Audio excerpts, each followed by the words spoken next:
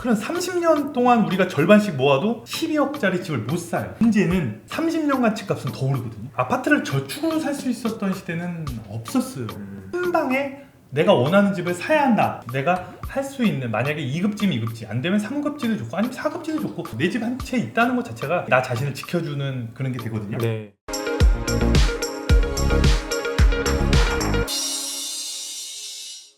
소액으로 집을 사서 돈을 좀 불려서 어떤 시나리오로 다음에 이 다음 사이클에 수도권으로 집을 좀 옮길 수 있는지 이런 큰 그림도 한번 그려봐 주시겠어요?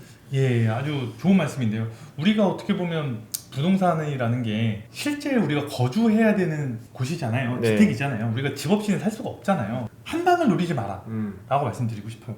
물론 여러분들이 요즘 막 비트코인으로 수백억을 번 자산가들도 많이 있다고 네. 들었는데, 근데 사실 저는 코인은 그렇게 잘 몰라서 그렇긴 하지만, 그렇게 한 방을 노리기보다 부동산도 굳이 한 방을 노리지 말고 조금씩 올리면서 갈아타기를 하시는 게 낫다고 보여요. 최근에 어저께 제가 검색을 해봤는데 네. 연봉 1억인 직장인이 한 달에 가져가는 실수령액이 655만 원이라고. 그렇죠. 이 정도 되죠. 1년에 7,860만 원 정도인데 그중 절반을 모아도 1년에 4천을 모으질 못해요. 그렇죠. 근데 아까 말씀드렸지만 이제 벌써 평균 가격이 12억이 가까이 되잖아요. 그죠?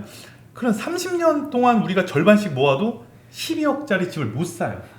문제는 30년간 집값은 더 오르거든요.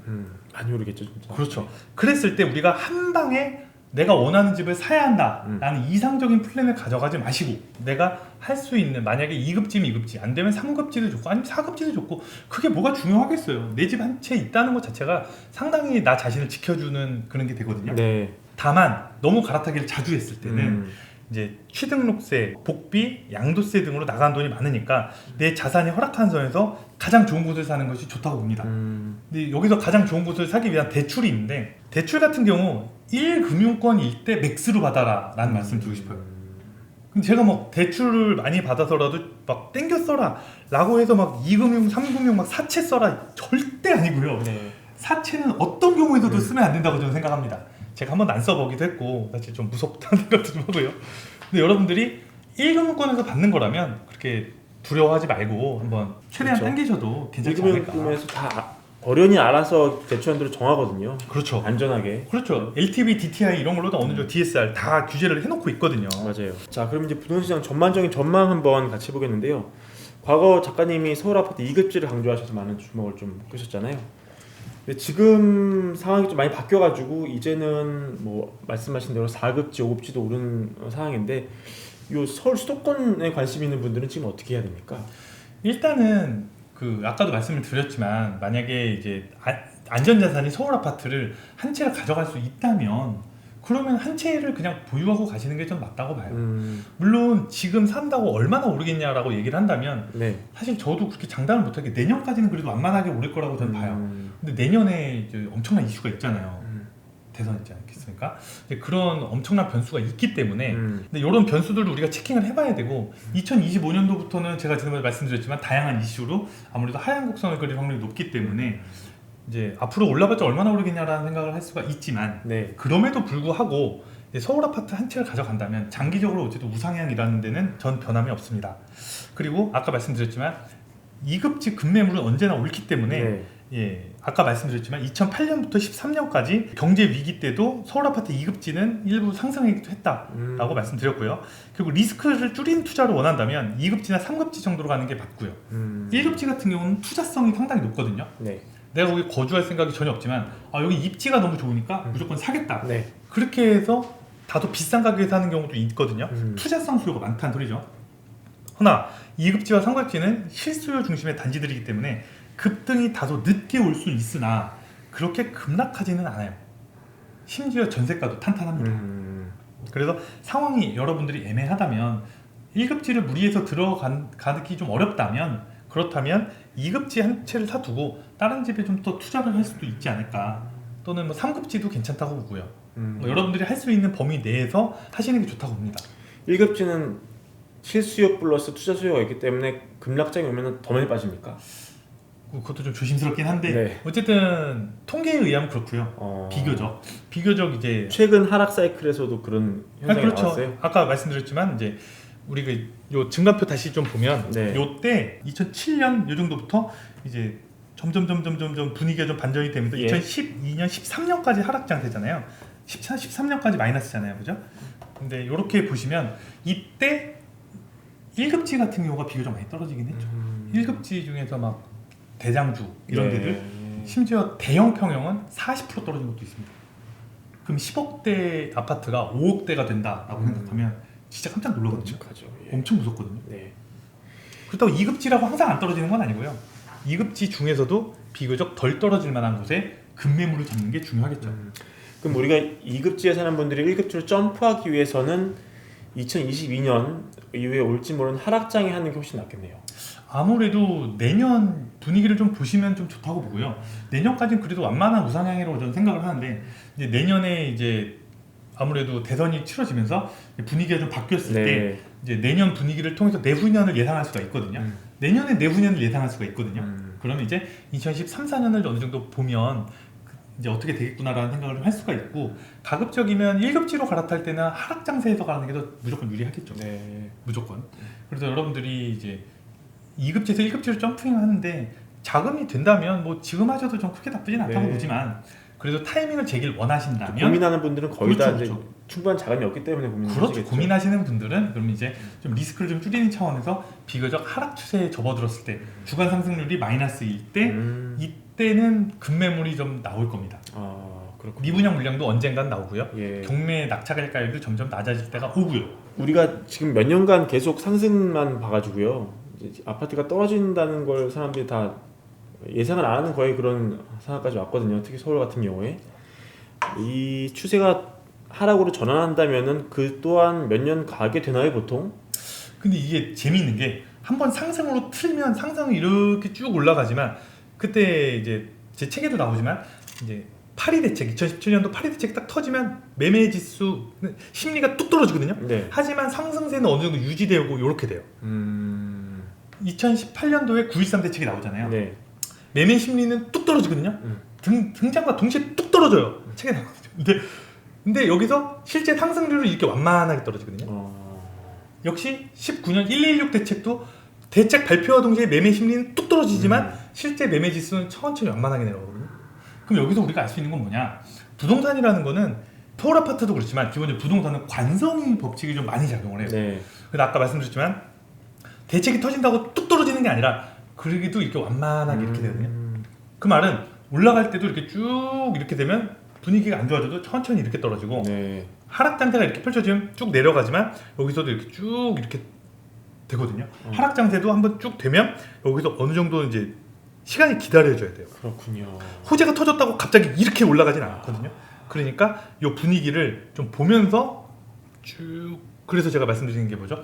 주간 상승률이 플러스에서 마이너스로 돌아선 첫 주가 매도 타이밍, 반대로 마이너스에서 플러스로 도는 첫 주가 매수 타이밍. 그렇게 되는 거예요. 강남이 이제 개발된 이후에 이 서울 수도권 대한민국의 최고의 동네는 강남이잖아요, 지금도. 그렇죠. 근데 그런 추세가 뭐 지금 뭐 판교나 이런 경부축을 축으로 이렇게 예. 일자리가 많아지고 있지 않습니까? 그래요. 테크노밸리. 네. 그렇죠. 네. 그렇다면 판교나 이런 어떤 경부축에 새로 개발되는 그런 도시들은 강남에 몇 %까지 좀 밸류를 좀 주는 게 좋을지, 장기적으로는 강남 넘어설 수도 있는지 이런 것도 좀 궁금하거든요. 근데 제가 볼 때는 강남을 넘어서긴 어렵다라고 저는 생각을 하고요. 네. 근데 아무래도 판교 같은 경우는 말 그대로 거의 뭐 1급지라고 봐도 큰 문제가 없을 정도로 2급지 중에 거의 최상이랄까? 네. 사실 그 경계선이 잘 없어요. 그렇다고 해서 강남을 이길 수 있다? 그건 약간 좀 의문이라고 봅니다. 판교의 가장 큰 장점은 일자리 앤드 강남 접근성이라고 보거든요. 그거는 강남과 가깝기 때문에 그렇다는 거지 그렇다고 강남이 될 수 있는 건 아니라고 보고요. 마찬가지로 강서쪽에 있는 마곡도 엄청나게 일자리가 많이 창출된다라고 네. 해서 엠벨리에서 1, 2, 3, 4, 5, 6, 7, 8에서 14단지인가까지 있어요. 그죠. 근데 이제 그런 면도 상당히 많이 좀 가치가 있겠다라고 생각은 하겠지만 그렇다고 해서 여기가 강남을 대체할 수 있다고 생각이 들진 않아요. 마찬가지로. 그래도 이제 몇 %로 보아야 되는가 이거를 딱 단정 짓기는 어렵고요. 근데 여러분들이 최근 상승률을 좀 보면서 맥스로 봤을 때 몇 %점이었고 이제 미니멈으로 봤을 때 몇 퍼센트 정도 점이었으니까 현재 위치가 어느 위치다라는 걸 보는 게 좀 더 정확하다고 봐요. 네. 그걸 이제 제가 이제 50%입니다 또는 70%입니다 이렇게 말씀을 드리는 순간 그게 머릿속에 정형화돼서 그렇죠. 고정이 되거든요. 좀 그건 좋지 않다고 봐요.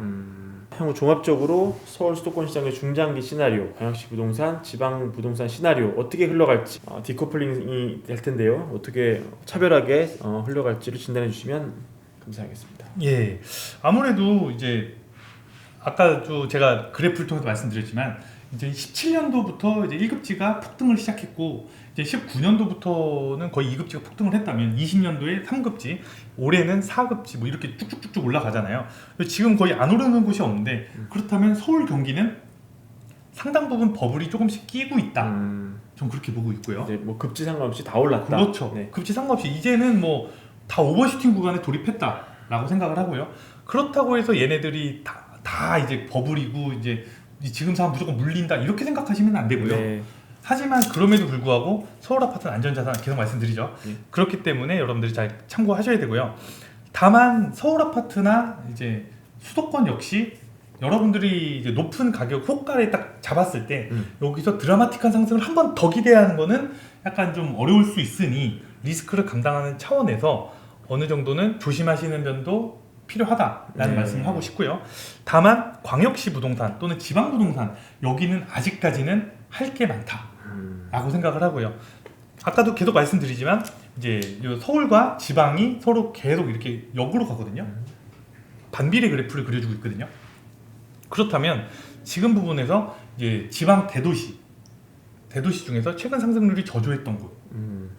그래서 강원도 같은 경우는 인구가 제일 많은 게 원주고요. 제가 이제 네. 두 번째가 춘천이고 세 번째가 강릉으로 알고 있거든요. 근데 이제 다른 곳도 이제 많이 있겠죠, 그죠? 뭐 충청도도 있겠고, 충청도는 뭐 천안, 뭐 불당동 이런 것도 네. 있겠고, 뭐 많이 있겠지만 그 인근 거의 불당동이 올랐으면 불당동 인근 이런 것도 좀 살펴보실 필요가 있다. 예. 그렇죠. 옆동인데 상당히 입지 조건이 나쁘지 않은 곳이 있단 말이죠. 그죠? 그래서 이런 것도 좀 보셔야 된다라고 생각하고요. 경상도, 전라도 할 거 없이 다 똑같습니다. 여러분들한테 기회는 상당히 지금 열려 있다. 돈이 별로 없는데 그동안 무주택이셨던 분들께 지금부터 벌어질 한 3년 정도의 장세는 지방에서 예상치 못한 폭등 장세가 분명히 여기저기서 막 터질 거다. 근데 그거를 선취매하면 너무 아름답겠지만 선취매를 할 수 없다면 분위기를 보고 나서 급매물을 최대한 빨리 찾아가지고 들어가면 그래도 이제 우리가 서울 아파트를 처음 샀으면 막 10억씩 먹을 수 있었겠지만 네. 아니 10억씩 수익을 볼 수 있었겠지만 최소한 그래도 한 1억 정도는 충분히 올라갈 수 있는 부분이 있기 때문에 여러분들께 아주 작은 좀 위안이 될 수 있지 않을까라는 생각이 듭니다. 1억도 작은 돈이 아니에요. 그럼요. 이 팔 때는 근데 어떻게 팔아야 됩니까? 타이밍 이것도 중요하잖아요. 그렇죠. 팔 때 타이밍도 굉장히 중요한데 여러분들이 이제 매도 타이밍 같은 경우는 아무래도 이제 세금 문제 있잖아요. 여러분들의 세금 문제와 가장 직결된다고 보시면 돼요. 그래서 일단 지방 같은 경우는 일반적인 경우 대부분 이제 조정적이 아닌 경우가 많거든요.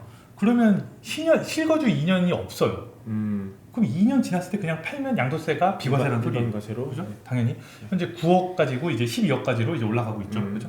근데 이런 면을 여러분들이 활용을 하신다면 뭐 각종 비과세도 활용하실 수가 있고 만약 두 채, 세 채, 네 채가 되더라도 아까 말씀드렸지만 공시가가 3억이 안 되면 시가가 3억이 안 되면 이제 양도세 중과에서도 배제가 되기 때문에 이런 면도 잘 활용하시면 좋다고 보고요. 그래서 공시가가 1억이 안 되는 주택을 사서 3억이 안 될 때 팔면 그러면 취득세 혜택도 보고 양도세 혜택도 보고 이렇게 될 수도 있는 거죠. 네. 근데 이것도 역시 아까 말씀드렸지만 무주택자 분들한테는 아주 그렇죠. 상당히 유용할 수 있겠죠. 그 순수 마켓 타이밍을 재는 것도 쉽지 않을 것 같은데요. 예를 들어서 팔았는데 3천 더 가버리면 가슴 아프잖아요. 그렇죠. 최적의 타이밍 재는 방법 그런 것도 있습니까? 역시 이제 호가를 좀 보시고요. 네. 최근 이제 실거래가나 이런 걸 보면 인근 단지에 비해서 우리 단지만 너무 많이 올라간다. 너무 많이 올라간다. 그래도 올라가도 결국은 요 끝점에서 어느 정도 꺾이거든요. 올라갔을 때 이제 요 점에서 파는 분들이 있는데 네. 이렇게 올라가면 결국은 이 점까지 거의 왔다가 가요. 그럼 이제 올라가면 거의 최정점에 턱 밑으로 내놓으면 거의 팔려요. 그 정도 선에서 여러분들이 이제 최고점에 팔아야 한다 이런 상상은 좀 버리시고요. 네. 최저점에서 해야 한다 그런 생각하지 마시고요. 합리적이고 현실적으로 어느 정도 우리 단지가 너무 오버슈팅을 한다 인근 단지에 비해 그런 적당히 매도 타이밍이 등장을 한다라고 생각을 하고요. 상대적으로 우리 단지가 상대적으로 옆 인근 단지에 비해서 너무 안 오른다라면 우리 단지의 특성이 좀 떨어지는 건 아닌지 분석해보고 떨어지는 게 아니라면 조금 기다렸다 파시는 게 좀 낫다고 봅니다. 알겠습니다. 오늘 이런저런 얘기 많이 해주셨는데요. 마지막으로 하고 싶은 말씀 준비된 거 있으면 부탁드립니다.